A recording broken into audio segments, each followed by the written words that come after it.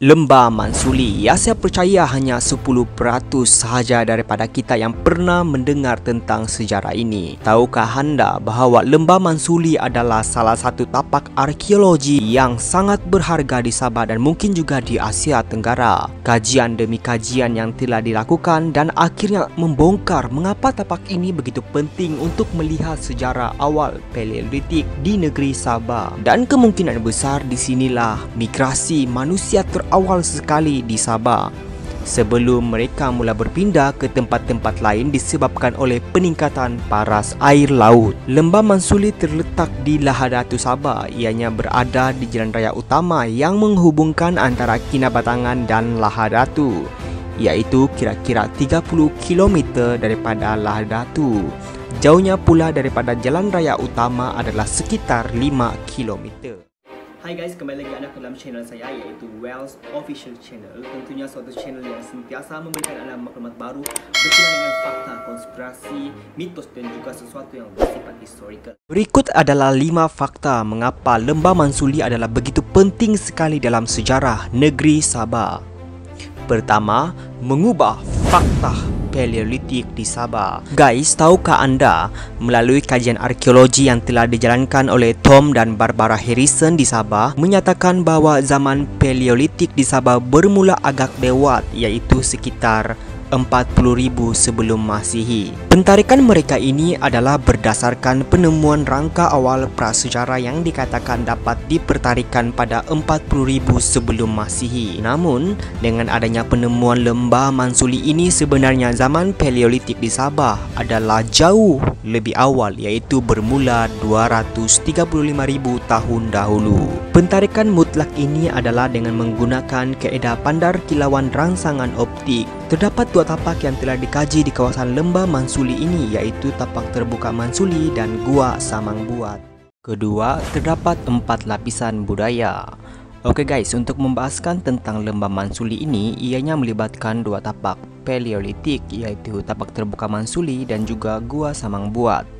Kenapa perlu melihat kedua-dua tinggalan ini? Kerana lokasi yang berhampiran. Berkemungkinan besar pada awalnya manusia Paleolitik tinggal di tapak terbuka Mansuli, kemudian berpindah ke Gua Samang Buat. Jadi, satu kajian ekskavasi pun telah dijalankan di Gua Samang Buat dan tapak terbuka Mansuli. Dan ternyata, kedua-dua kawasan ini menunjukkan 4 fasa penghunian, iaitu melalui pentarikan radiokarbon. Apakah yang dimaksudkan dengan 4 lapisan budaya? Maksudnya, Lembah Mansuli ini pernah didiami oleh 4 generasi manusia terawal.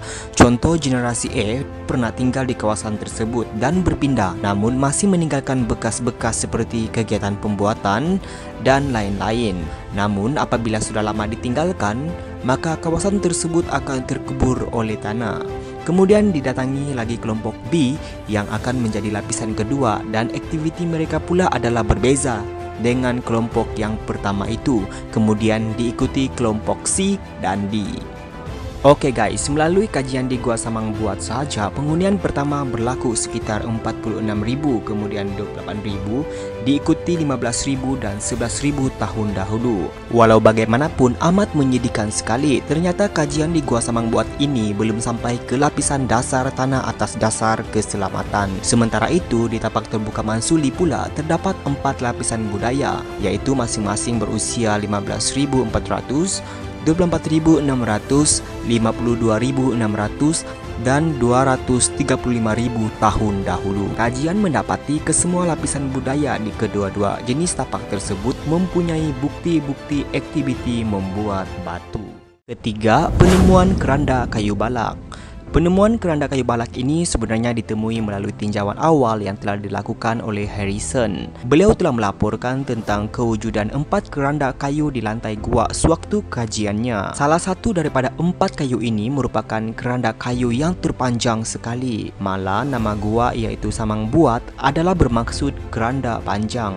Keranda yang terpanjang tersebut terletak di ruang gua sebelah utara. Namun, apa yang menyedihkan sekali, pada tahun 2003, tinjauan yang telah dilakukan oleh Museum Sabah dengan Pusat Penyelidikan Arkeologi Malaysia mendapati hanya 1 sahaja keranda yang tinggal, iaitu keranda yang terpanjang sekali.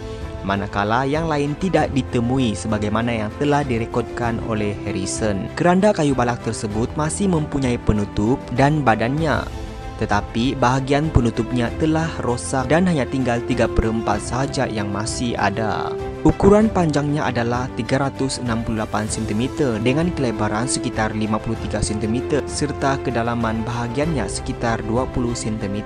Keranda yang ditemui itu tidak memiliki corak dan kemungkinan ia bentuk keranda yang terawal digunakan sebelum keranda-keranda kayu balak yang mempunyai ukuran dan bercorak digunakan.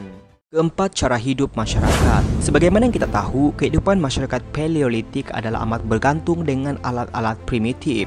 Demikian juga dengan manusia Paleolitik di lembah Mansuli. Melalui kajian, kesemua lapisan budaya pada kedua-dua tapak tersebut mempunyai bukti aktiviti membuat alat batu, yang mana jenis alat batu itu dibahagikan kepada 3 jenis, iaitu repel, alat tebel, dan ketul. Terdapat juga teknik penghasilan alat batu yang dikenali sebagai teknik secara langsung, secara tidak langsung, dan teknik perapian mata tepi. Tidak lain tidak bukan, aktiviti pemburuan juga merupakan salah satu kegiatan mereka untuk mendapatkan sumber makanan, yang mana alat buruan mereka adalah daripada batu yang dihasilkan tersebut. Justru itu tidak mengherankan terdapat berbagai jenis batu yang telah diguna oleh mereka untuk menyesuaikan dengan fungsinya.